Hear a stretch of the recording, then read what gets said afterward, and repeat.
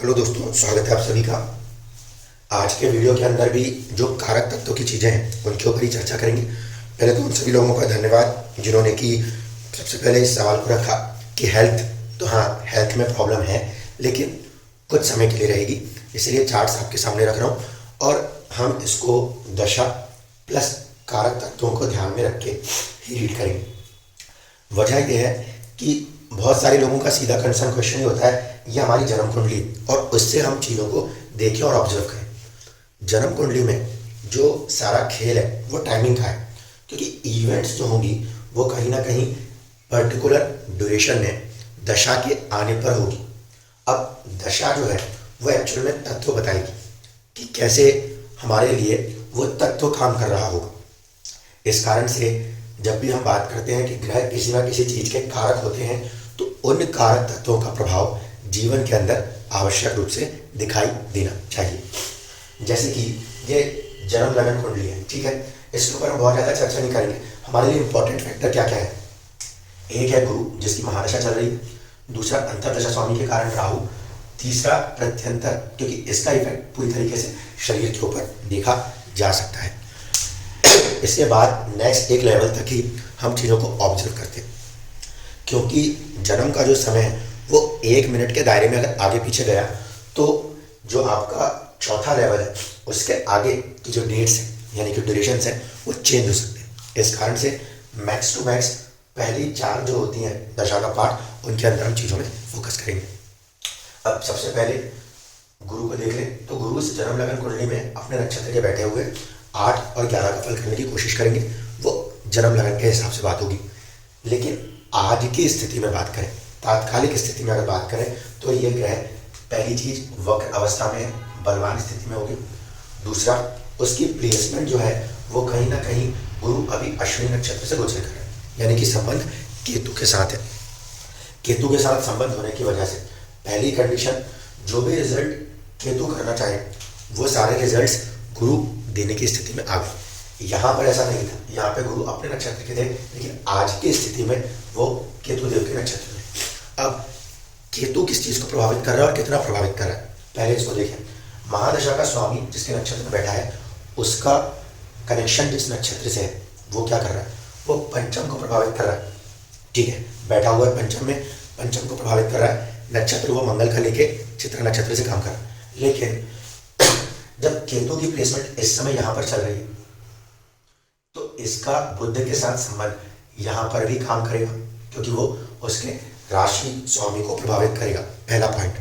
दूसरा, क्योंकि ये केंद्र है आपस में, ये सारे भाव केंद्र होंगे, प्लस लगाता हूं, ये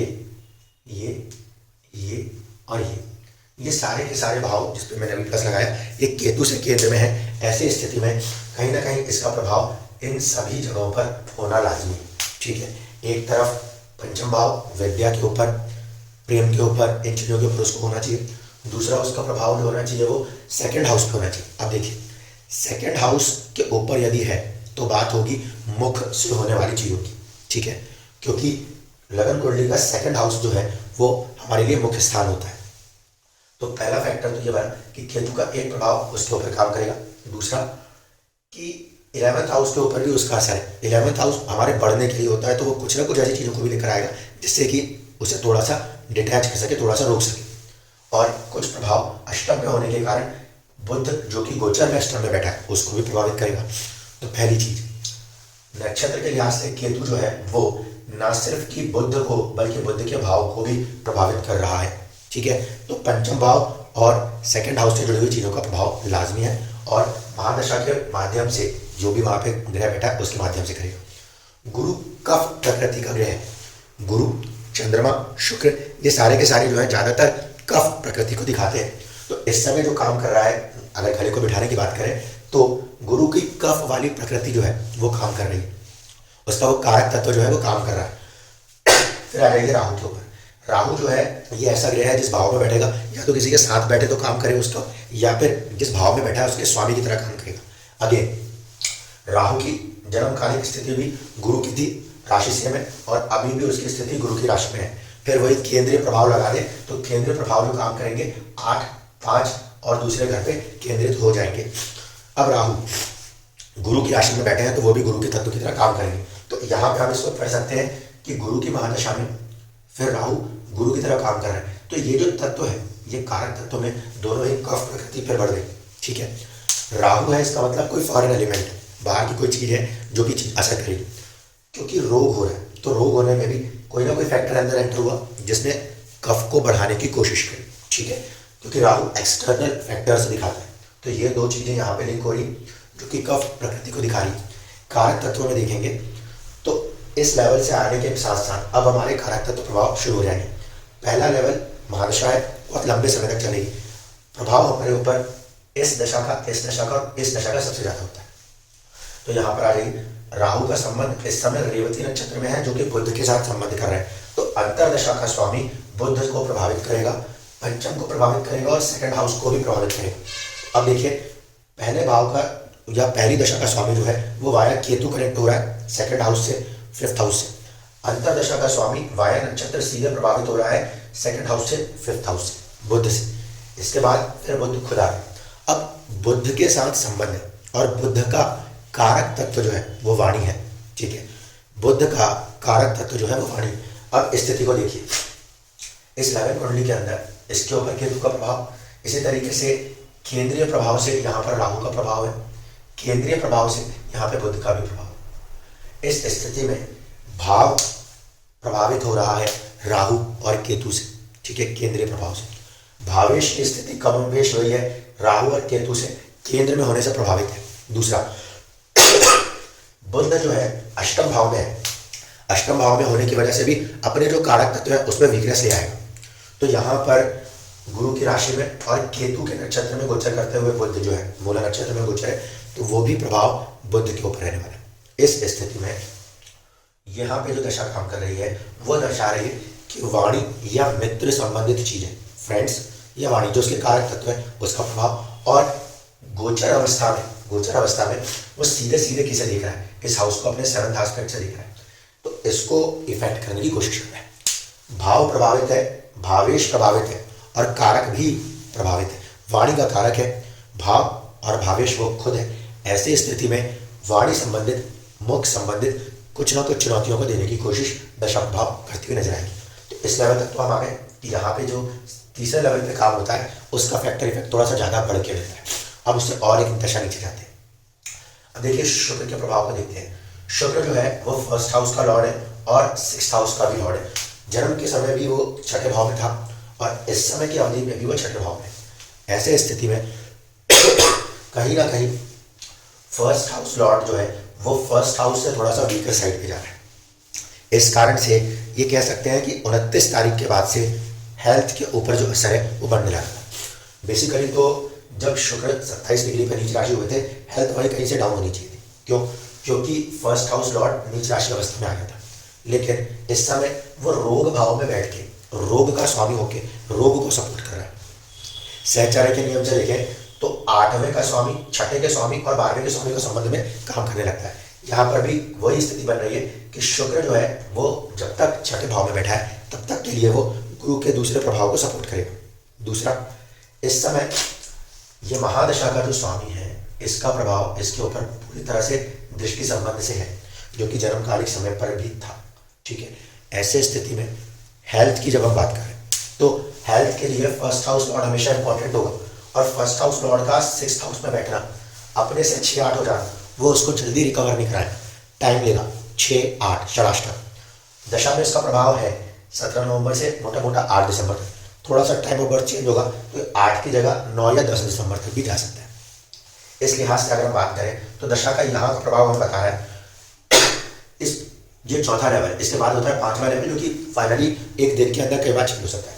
तो ये सीधे बता रहा है कि चीजें जो इफेक्ट करेंगी वो फर्स्ट हाउस हेल्थ को और रोग भाव को प्रभावित करेंगी, जिसमें से कि शुक्र की आज की स्थिति दशा में आज की स्थिति रोग भाव को ज्यादा बल देती नजर आती है। तो वो काम कर रहा है, 8 या 10 तारीख तक वो अपना पूरा काम करता नजर आएगा। दूसरा, उसका संबंध फिर राहु स्वाति नक्षत्र से होने के कारण अगेन इस फॉर्मेशन में ही काम कर रहा है, जो कि अचानक से होने वाली चीजों को दर्शाने की कोशिश करे। फिर से बात करूं तत्व प्रभाव की तो देखिए केतु के नक्षत्र में बैठा हुआ बुध और वो जाके केतु बुध की राशि में बैठा है, वाणी के कारक को प्रभावित कर रहा है, ठीक है। एयर एलिमेंट को प्रभावित कर रहा है क्योंकि मर्क्यूरी जो है पॉजिटिव एयर एलिमेंट्स में आता है। कम्युनिकेशन जो है मर्क्यूरी का डोमेन है, उसको प्रभावित कर रहा है। और इस समय स्पेसिफिकली वो क्योंकि दशा में चल रहा है, ऐसा नहीं है कि पूरे वृषभ लग्न वालों के साथ यही हो रहा है। दशा जो चल रही है स्पेसिफिक, उसको समझना पड़ेगा। दशा में वो कहीं ना कहीं वाणी के और वायु के तत्वों को प्रभावित कर रहा है। दूसरी तरफ दशा के अंदर वो ग्रह चल रहा है जो कि वाणी के कारक तत्वों को लेकर चलता है, तो वो प्रभावित है। अष्टम में बैठने के कारण जब भी कोई ग्रह 6, 8, 12 में बैठेगा, उसके तत्वों में कहीं ना कहीं कुछ ना कुछ प्रभाव है। जन्म के उसमें तो नहीं था, वो वहां पे 6, 8 था, लेकिन इस समय अष्टम में बैठने की वजह से वो प्रभाव काम कर रहा है। तो मोटे तौर पे अगर मैं बात करूँ, हेल्थ से जुड़ी हुई चीजें जो है वो ज्यादातर प्रभावित करेंगी डायरेक्टली तकरीबन 8 या 10 दिसंबर तक, ठीक है। ये ड्यूरेशन है। दूसरा, जब तक कि बुध का फॉर्मेशन यहाँ पे चल रहा है तब तक वाणी संबंधित बात या सेकंड हाउस और फिफ्थ हाउस से संबंधित बातें जो है वो प्रभाव करने की कोशिश करेंगे। इन चीजों को समझिए। और इसके ऊपर वाले दशा तत्व जो हम देखते हैं, जैसे कि हम राहु को देख रहे हैं, तो राहु जिस भी ग्रह के तत्व के साथ काम कर रहा है वो हमें जोड़ देंगे। तो राहु इस समय गुरु ग्रह के तत्व के साथ काम कर रहा है और बुध के साथ काम कर रहा है, क्योंकि नक्षत्र बुध का और जो उसकी राशि है वो गुरु के तत्व की। तो इस स्थिति में अगेन राहु इस लेवल पे गुरु कफ प्रकृति 8 और 11 इन दोनों को प्रभावित कर रहा है। अष्टम का मतलब है चीजों को डिले करना, देर से करना, और साथ ही साथ बुध की प्रकृति होने के कारण कहीं ना कहीं सेकंड और फिफ्थ को प्रभावित करना। तो इन चीजों का प्रभाव गुरु के प्रभाव के तत्व पे, यानी कि जब हम रोग की भी बात कर रहे हैं तो पहली कंडीशन, फर्स्ट हाउस लॉर्ड जो होगा वो 6, 8, 12 में जाके पहले वीकनेस दिखाएगा, रूल नंबर 1। रूल नंबर 2, जो भी दशाएं चल रही हैं वो कहीं ना कहीं किसी न किसी रूप में जन्मकालिक ग्रह को प्रभावित जरूर करेगी, जैसे कि इसमें हो रहा है। इस कुंडली के अंदर यहाँ पे जब गुरु का गोचर हो रहा है तो वो इसको प्रभावित कर रहा है। पॉइंट नंबर 1, जन्मकालिक समय अवधि में ये जो ग्रह था ये इसको दृष्टि प्रभाव से प्रभावित कर रहा था। जन्मकालिक समय में राहु जो है वो बुध के ऊपर दृष्टि दे रहा था, उसको प्रभावित कर रहा था, और ये एक्सिस में इन जगहों पे इसके प्रभाव काम कर ही रहे थे। और इस समय अवधि में भी आप देखेंगे तो यहाँ पे राहु का बैठना यहाँ पे बैठे हुए इस बुध को फिर से प्रभावित कर रहा है, जो कि अपने काम को कर रहा है। इसलिए जब कभी भी चार्ट्स की रीडिंग होती है तो जो करंट ड्यूरेशन है उस समय वो ग्रह जो कि जन्मकालिक ग्रहों को प्रभावित कर रहे थे उसको ड्यान दिया जाता है, और फिर गोचर अवस्था में किस तरीके से प्रभावित कर रहे हैं उसको भी ध्यान दिया जाता है। तब जाके एक कॉमन कंक्लूजन निकलता है कि इस ड्यूरेशन के अंदर ये चीजें कैसे काम करेंगी। अब आखिरी चीजों को समझ लेते हैं। हेल्थ पॉइंट से बात हो रही है, आप ये देखो कि इसको जिसको कि हम लग्न मानते हैं, फर्स्ट हाउस मानते हैं, इस पर सूर्य का प्रभाव, इस पर मंगल का प्रभाव और इस पर शनि का प्रभाव है। इंस्पाइट की शनि योग कारक तो है लेकिन वो रोग का कारक है, पहली बात। दूसरा, सूर्य शुभ तो कह सकते हैं, नैसर्गिक रूप से वो फिर भी क्रूर है, पापी नहीं है लेकिन क्रूर है। मंगल नैसर्गिक रूप से क्रूर भी और पापी भी, शनि नैसर्गिक रूप से क्रूर भी और पापी भी। इस समय अवधि में ये तीनों ही क्रूर और पापी ग्रहों का प्रभाव कहीं ना कहीं केंद्र प्रभाव से लगन को सीधे सीधे प्रभावित कर रहा है। ऐसे स्थिति में भाव कमजोर स्थिति में बना तो हेल्थ को नीचे ले जाने की कोशिश करेगा। सेकंड, मंगल सूर्य इन दोनों की सीधी दृष्टि प्रभाव है, और शनि का केंद्रीय प्रभाव जो कि प्रभावित कर रहा है। चंद्रमा वाले से बनने वाले लगन के ऊपर भी कहीं ना कहीं ये सारा केंद्रीय प्रभाव काम कर रहा है, जिसके कारण कुछ समय अवधि तक हेल्थ पे प्रभाव, और वो भी तब तक ज्यादा जब तक की दशा में शुक्र का प्रभाव है। तो ये चीजें दिखना लाजमी। शुक्र के आगे जाएंगे तो सूर्य चंद्र कुंडली से लगन का स्वामी बन जाएगा, तो मोटे मोटे कुछ समय अवधि के लिए वो दशाएं वो इतने इफेक्ट्स को दिखाएंगी। लेकिन फिर भी मोटे मोटे तौर पर अगर हम बात करते हैं तो जो एक सवाल था किसी का कि आप इन चीज़ों को एक बार कंप्लीटली समझा, तो होप कि अब आप लोगों को चीज़ें थोड़ी सी समझ में आएंगी। इस कुंडली से कुछ हिंट्स मिलते हैं, जैसे कि मैंने बोला था गुरु की दृष्टि शुक्र के ऊपर है, यानी गुरु की दशा में शुक्र प्रभावित होगा, हेल्थ के ऊपर, नेम इमेज के ऊपर प्रभाव आने की कोशिश हो सकती है। फर्स्ट हाउस राहु का प्रभाव जब है तो वो बुध के नक्षत्र में बैठ के बुध को प्रभावित कर रहे हैं, तो बुध प्रभावित होगा। लेकिन इस समय अवधि में जब वो दशा काम कर रही है, ये 2 लेवल्स पे ये काम कर रहे हैं, तब उस दशा अवधि में आपका ग्रह गोचर जहाँ जो काम कर रहा है उसको ध्यान में रखते हुए ही आपके साथ चीजें होती हुई नजर आएंगी।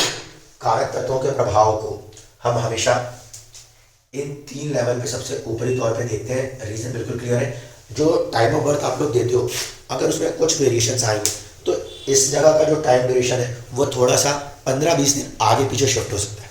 इस कारण से यहाँ पे टाइम ड्यूरेशन में 1 मिनट के आगे पीछे का फासला सिर्फ संभव है, इसलिए हम इस लेवल तक इस चीज़ को ऑब्जर्व कर पा रहे हैं कि रिगार्डिंग द हेल्थ अगर कोई चीज़ चल रही है तो वो 8 से 10 दिसंबर तक सीधे सीधे लगन को प्रभावित करेगी।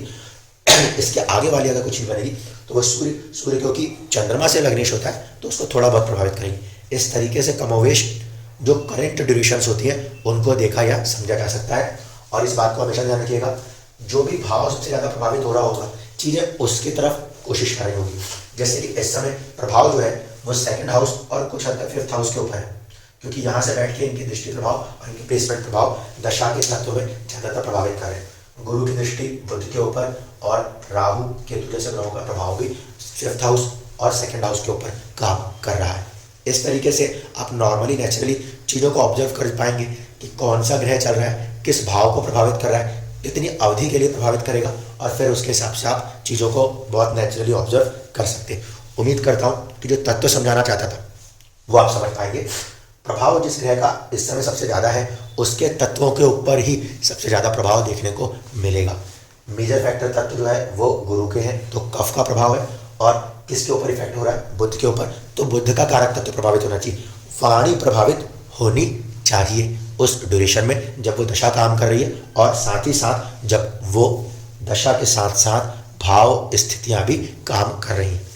मान लीजिए अब कुछ ऐसे भी लोग होंगे जिनका कि इस समय ये दशा एग्जैक्टली नहीं चल रही होगी, लेकिन उनको भी हल्की फुल्की सर्दी खांसी होकर या फिर मेलिंग कम्युनिकेशन, रिटर्न कम्युनिकेशन, तीसरे भाव से भी बुध का संबंध होता है, तो उन चीज़ों में लोगों को कहीं ना कोई बाधाएं दिक्कतें आ सकती हैं। अगर आपके जन्म लगन के अंदर कोई ग्रह प्रभावित होकर चल रहा है तो सभी लोगों के लिए ये भाव प्रभावित नहीं है, ध्यान रखिएगा। ये सिर्फ वृषभ लगन के अंदर प्रभावित है, लेकिन वो इसी तरीके से सबको रिजल्ट करेगा ऐसा भी नहीं है, क्योंकि हर व्यक्ति की जो दशा है वो उसकी यूनिक है, उसके लिए इंडिविजुअल है। कुछ लोगों को ये जो प्रभाव है वो पैसे से, घर के अंदर की चीज़ों से भी प्रभावित होकर काम कर सकता है। इसीलिए बोलो स्पेसिफिकली भाव तत्व और कारक तत्व जो है वो इंडिविजुअली कहीं ना कहीं अलग अलग तरीके से प्रभावित कर सकते हैं। सब लोगों की कुंडली में सारी चीज़ें एग्जैक्टली एक जैसी कभी भी नहीं होती। धन्यवाद।